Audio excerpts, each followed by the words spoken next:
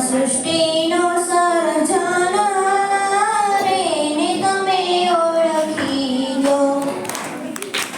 રામ કૃષ્ણ વાત્સલ્ય ભગવાન એને તમે ઓળખી લો.